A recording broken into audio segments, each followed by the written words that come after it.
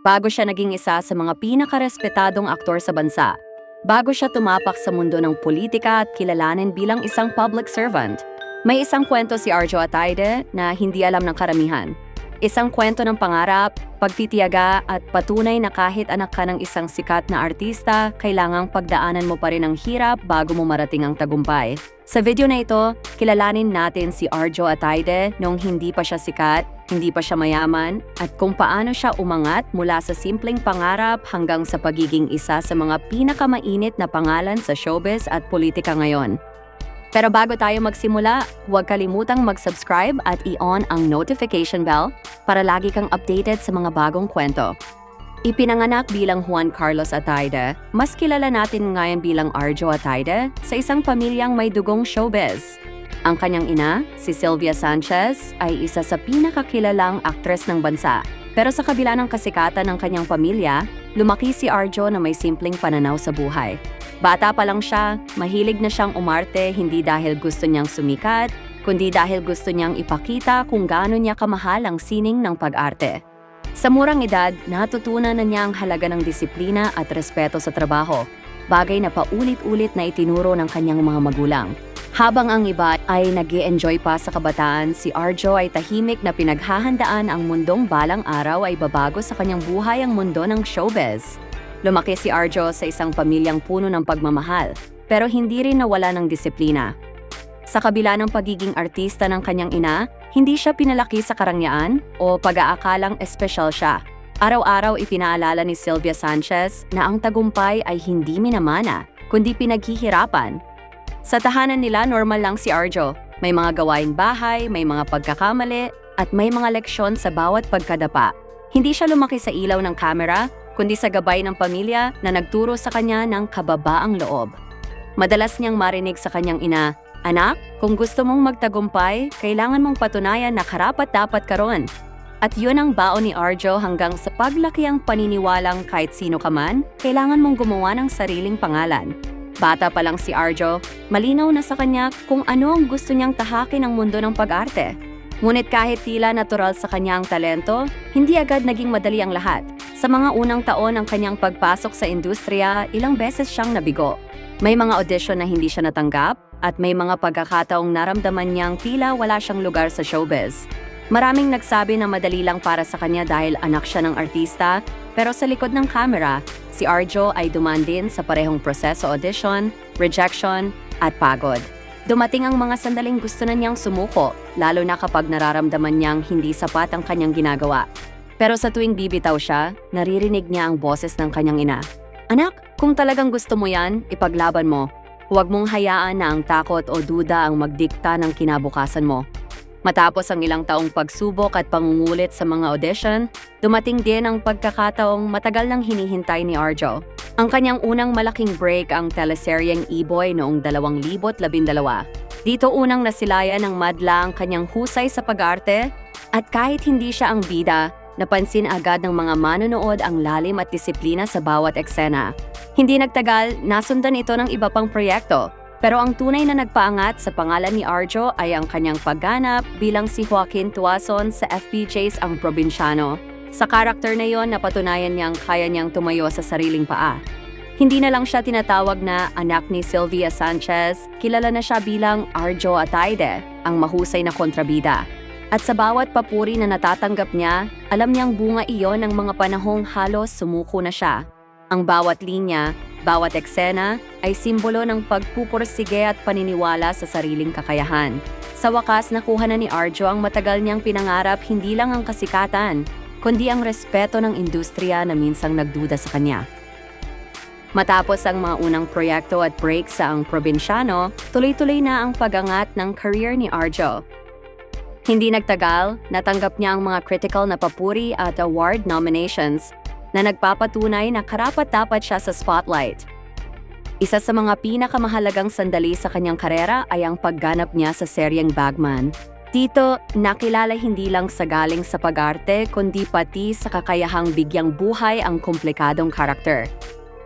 Para kay Arjo, ang bawat pagkilala ay hindi lamang personal na tagumpay, ito rin ay pagpapatunay sa kanyang determinasyon. Ang batang minsang binigo sa mga audition ay ngayon ay kinikilala bilang isa sa pinakamahusay na aktor ng henerasyon niya. Ngunit sa kabila ng kasikatan at papuri, nanatiling grounded si Arjo. Hindi niya nakalimutan ang pinagmulan niya at laging naaalala ang aral ng kanyang pamilya. Ang tagumpay ay hindi lang nasusukat sa awards at roles, kundi sa integridad at dedikasyon sa trabaho. Sa harap ng camera, kilala si Arjo bilang isang mahusay at disiplinadong aktor. Ngunit sa likod ng camera, iba rin ang kanyang pagkatao, simple, tahimik at malapit sa pamilya. Hindi siya ang tipo ng celebrity na ipinagmamalaki ang kayamanan o kasikatan.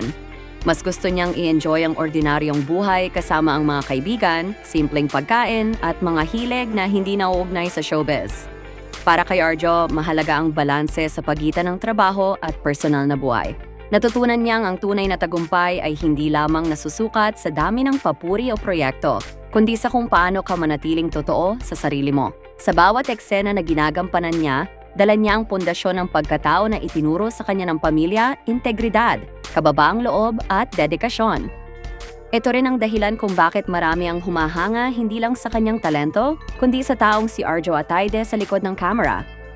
Matapos ang tagumpay sa showbiz, pinili ni Arjo na subukan ang mundo ng politika. Naniniwala siya na ang kasikatan ay pwedeng gamitin hindi lamang para sa sarili, kundi para makatulong sa ibang tao. Pumasok siya bilang kinatawan ng Quezon City 1st District, dala ang hangaring magsilbi at gumawa ng positibong pagbabago sa komunidad. Hindi biro ang landas na ito, lalo na para sa isang celebrity-turned-politician. Kailangan niyang patunayan na karapat-dapat siya sa tiwala ng mga botante at handa siyang harapin ang mga hamon ng public service. Sa kabila ng bagong responsibilidad, nanatili siyang grounded. Para kay Arjo, ang politika ay hindi tungkol sa personal na kapakinabangan, kundi sa paggawa ng proyekto at programa na may tunay na epekto sa buhay ng tao. Ang hakbang na ito sa kanyang karera ay patunay na ang kanyang pangarap ay hindi lamang para sa sarili kundi para sa mas malawak na komunidad. Bukod sa showbiz at politika, pumasok din siya sa iba't ibang negosyo mula sa food ventures hanggang sa mga proyektong pang-entrepreneur na nagbibigay ng oportunidad sa iba. Para kay Arjo, mahalaga ang magkaroon ng kabuhayan na may layuning makatulong, hindi lamang kumita. Sa tuwing wala siya sa harap ng kamera, abala siya sa pamamahala at pagpaplano ng mga proyektong makatutulong sa mga empleyado at sa lokal na ekonomiya. Ipinapakita nito na hindi lang siya artista o politiko, isa rin siyang visionary na marunong magplano para sa kinabukasan. Sa kabila ng lahat ng tagumpay, nananatiling simple at mapagpakumbaba si Arjo. Para sa kanya ang negosyo, politika at showbiz ay magkakaugnay sa iisang prinsipyo, ang paggawa ng tama at ang paggamit ng oportunidad para sa kabutihan ng iba. Bilang kinatawan ng Quezon City unang distrito, hindi nagaksaya ng pagkakataon si Arjo na gumawa ng pagbabago. Kanyang inilunsad ang mga proyekto na nakatuon sa edukasyon, kalusugan at kabuhayan ng kanyang nasasakupan. Naglaan siya ng programa para sa scholarship ng mga kabataan, libreng medical missions, at tulong sa maliliit na negosyo upang mapabuti ang kabuhayan ng mga pamilya. Hindi rin niya kinaligtaan ang kapaligiran, may mga proyekto siyang naglalayong panatilihing malinis at maayos ang kanyang distrito. Para kay Arjo, ang tunay na sukatan ng tagumpay sa politika ay kung paano nakatutulong ang isang lingkod bayan sa pang-araw-araw na buhay ng kanyang nasasakupan. Ang kanyang dedikasyon sa serbisyo publiko ay patunay na ang kasikatan sa showbiz ay pwedeng maging daan para gumawa ng positibong epekto sa lipunan.